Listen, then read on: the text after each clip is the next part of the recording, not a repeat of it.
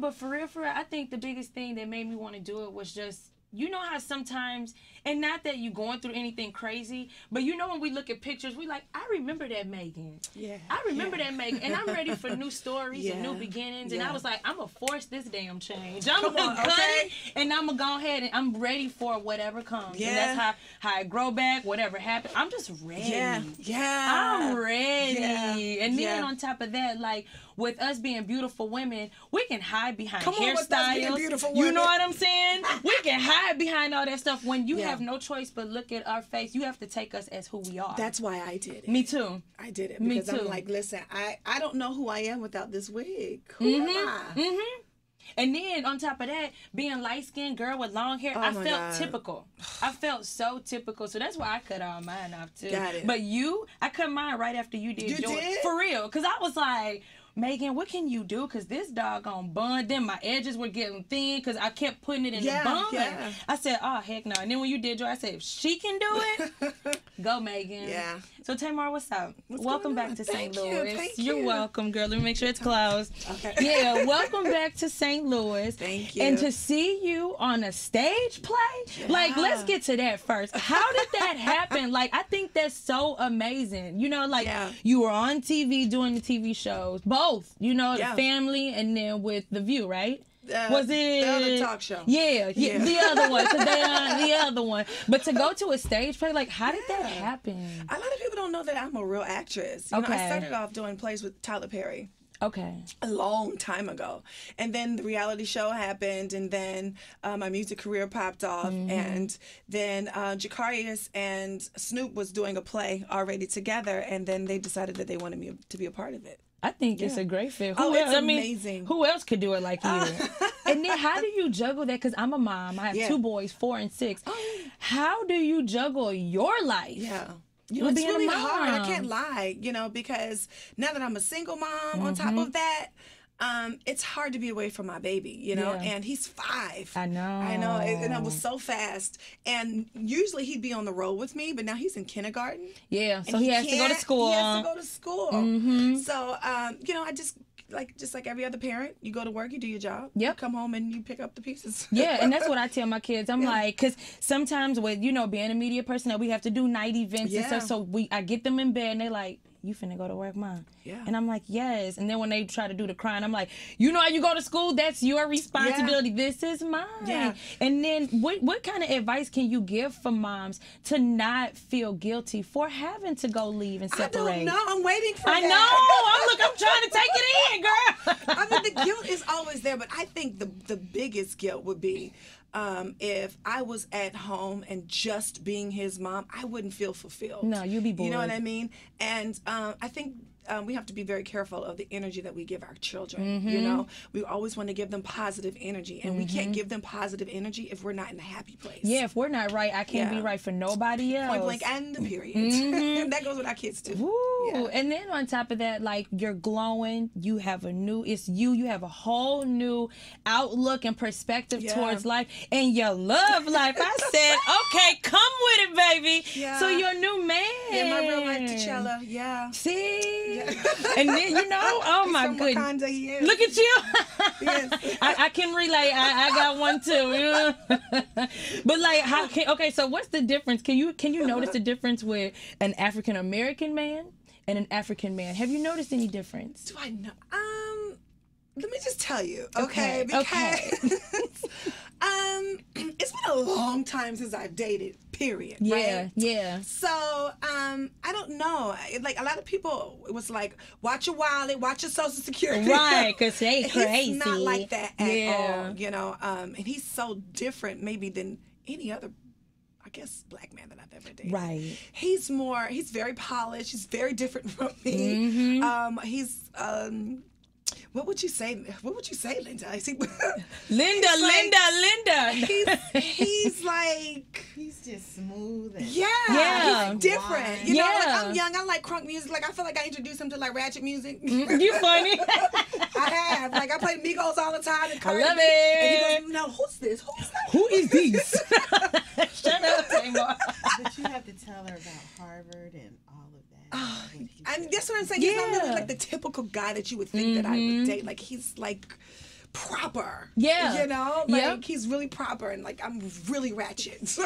I feel you. You like, you can't great. get it confused. But then that food, though, like, all the different type of foods that I haven't had that with him. You haven't? No. What are you going to eat while you're here? I don't Speaking know. of food, do you like pizza? Listen, I love everything. I am the same way. Okay, we need to get you some emos. Yeah, I'm a food Have you girl. eaten? Do you want me to order you some? So when you finish, no. okay. I'm trying to keep it together. I know. You need to try, even if it's just a little sample of it. Some emos, most definitely. What is that? Is that pizza? Yes, thin crust pizza. I know. At least it's thin crust so that we won't feel so bad. And sweetie pies. I've been to sweetie pies before. You have? Yeah, okay. Yeah, you gotta love Miss Robbie. I have to stay away from that. Listen, let me tell you something.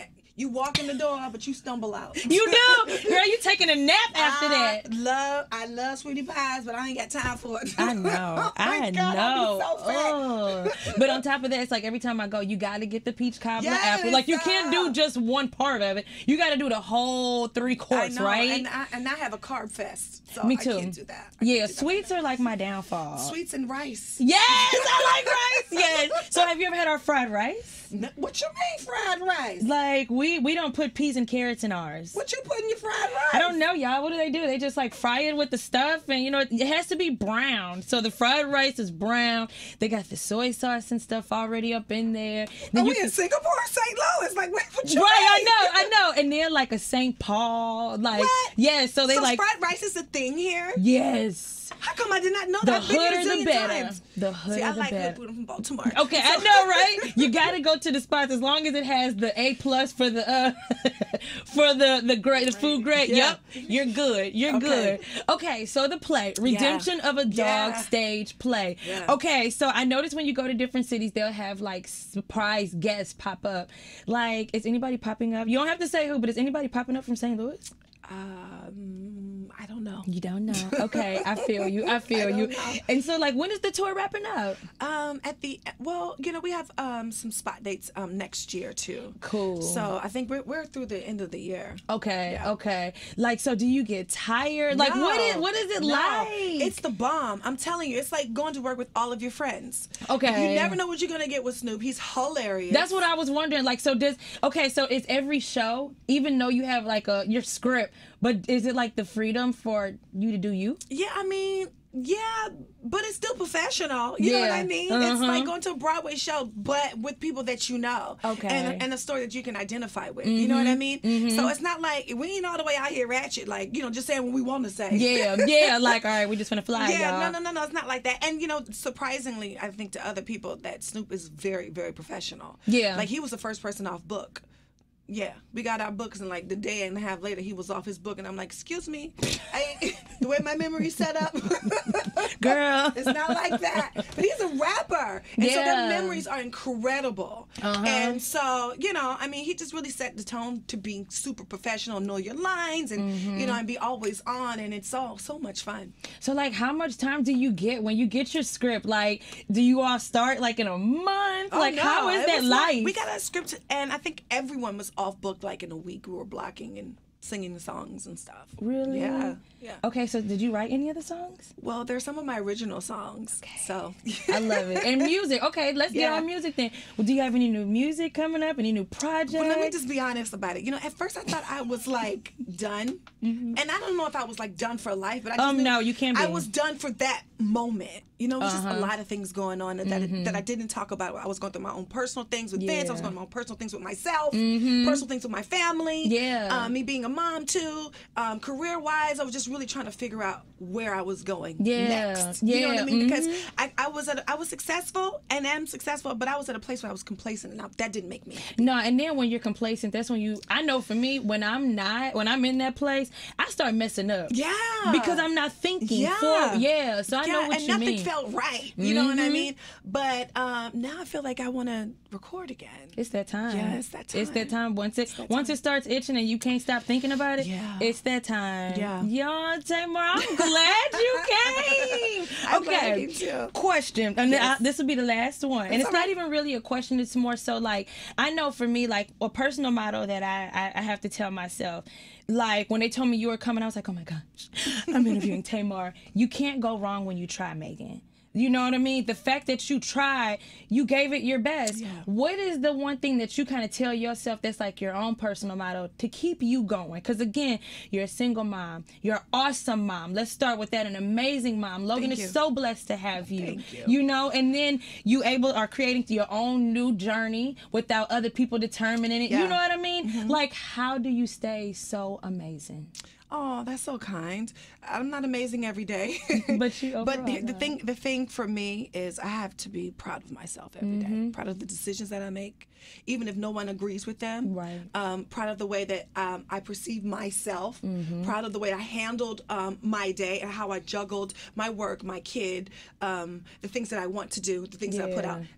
Proud of the positivity that I have for the day. You know what I mean? Because it's a choice. I had to learn that positivity is a choice. You can either be negative or live in the negativity, or bring positive thoughts and bring positive things that you are doing, you know what I mean, into your life. So I have to be proud of myself when I lay down at night. You should, right? Because it's not always about like the right choice. No. It's about the best one for you. It's the best one for you. See what I'm saying? You want to know what's the best choice? What's the best for St. Louis to go get those tickets tomorrow? Listen, let me tell you something. I'm not even going to lie. You are not going to be proud of yourself. At all. If you do not come to the show. I'm telling you right now, if I wasn't in the show, I would want to be in the show. Yes. It's so good. And, you know, Snoop's acting is so amazing. I think you're going to be amazed by the acting that's in the play. Okay. And the singing and entertaining. Like, you think you're coming for one thing, and you're not. You're going to come and be uplifted and blessed and laugh and identify with yourself with somebody on that stage. It's so good. That's what I was telling them earlier. I was like, oh, no. The moment that I heard Redemption of a Dog, stage play was coming. And I was like, Tamar, Snoop,